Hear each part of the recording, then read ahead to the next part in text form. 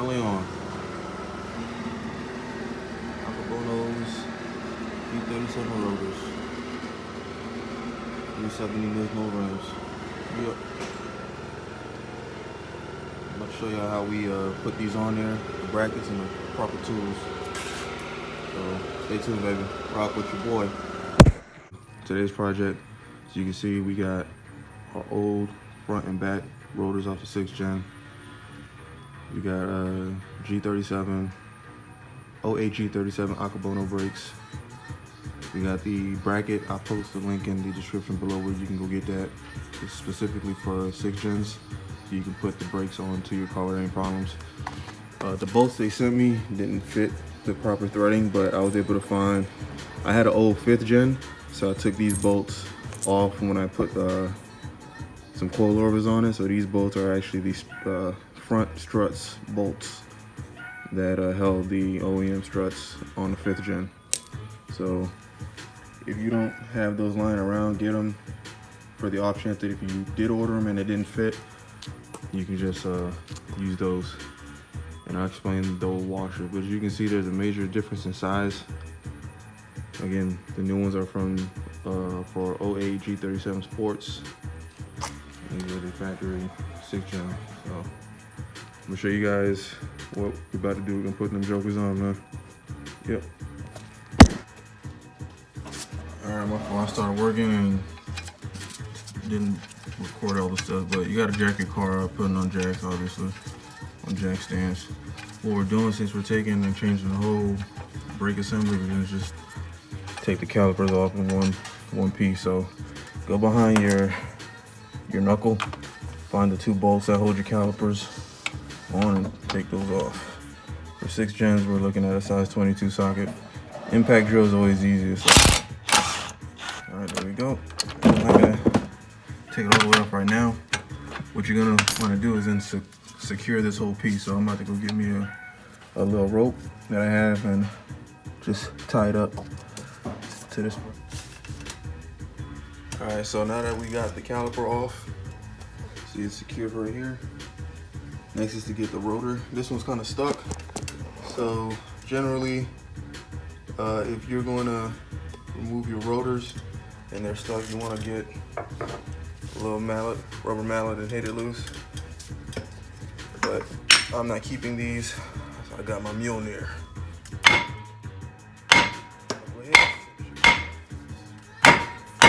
There we go.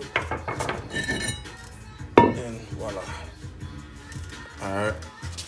So now that we got the rotors off, calipers are secured, I'm gonna take your bracket. This one's for the right side.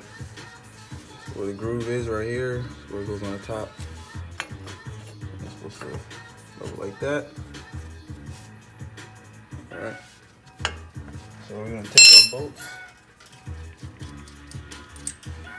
Now the reason why I've got all these washers is to fill this gap here, because when I test fitted, when I screwed it in, it's the proper thread. It's just the gap here. It doesn't go past that, so you fill it with the washers, and I did it to the other side, and it's perfect. That captures all that space, so when you go screw it in, the bolt's not going to be sticking out, and it's going to be secured to the actual bracket here. So you're just going to thread it through really quick, like so. Let me grab the other one and do the same process. All right, so as you can see, got the bolts on. I'll put some Loctite on the back end, and I'm just securing it with this nut right here.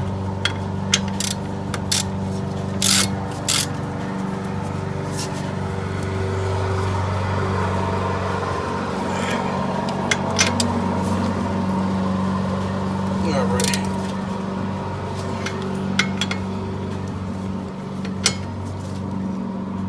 right.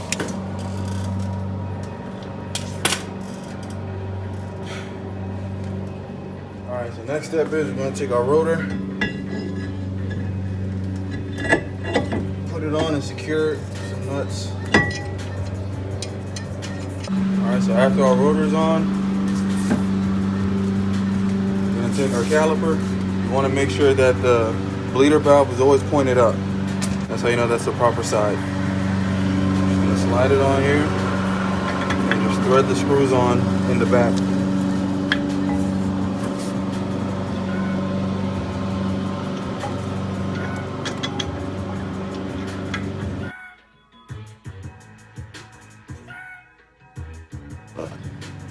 Put you in the right spot here. Hopefully you guys can see.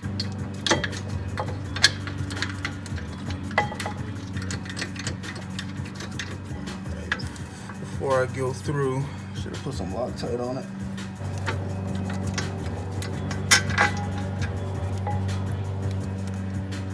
Put some Loctite.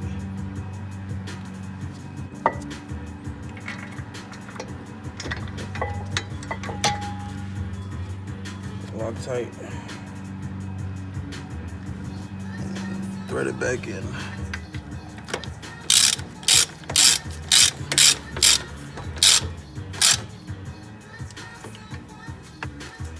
Alright, you should have this rotor on, caliper secure, ain't going on. Got some grease. Put it on the back here, the metal plate.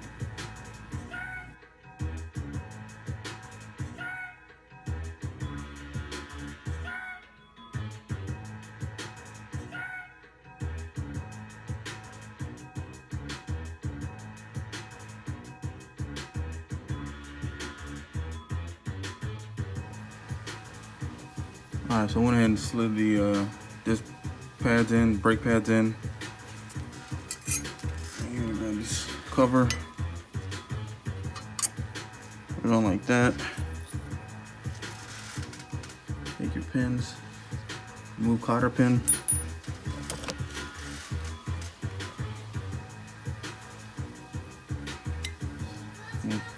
You want to take the Phillip end that goes to the back.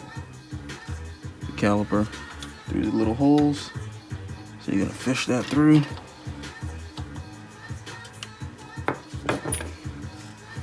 Push it in. All right. Take your cotter pin, put it through the little hole that it was in before.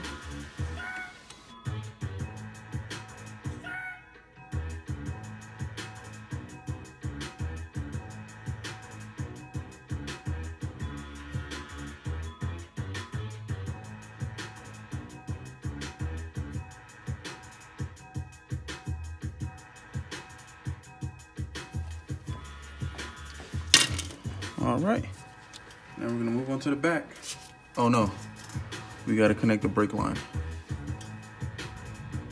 All right, what I didn't show was when you take your caliper, your banjo bolt off, the old caliper is gonna have a washer, copper washer. You gotta make sure you put that on the new, or put it back on when you put it onto the caliper. So it's gonna wanna look like this. Like a sandwich.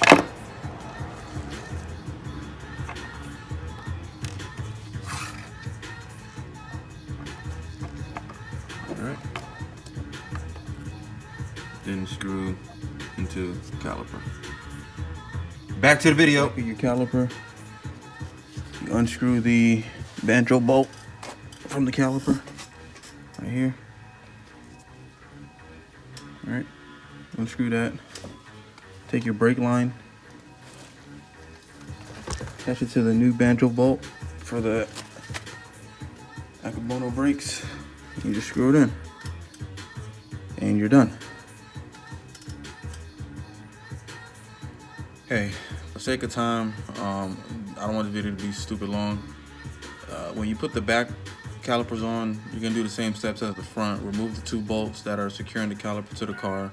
Then you're gonna go ahead and take the old rotor out, put the new rotor in.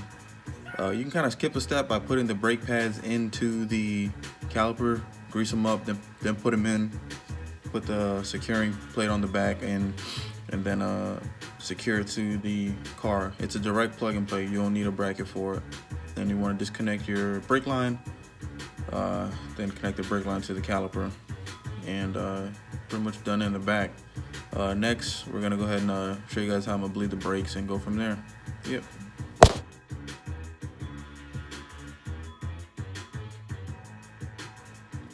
Hey, sorry for not finishing the bleeding of the brakes for the video, but don't worry about it. I got another project coming along where I got to bleed the brakes anyway and upgrade the master cylinder, something like that's called. Anyway, we'll get to that in the next video, so don't get too upset. I apologize. I got you.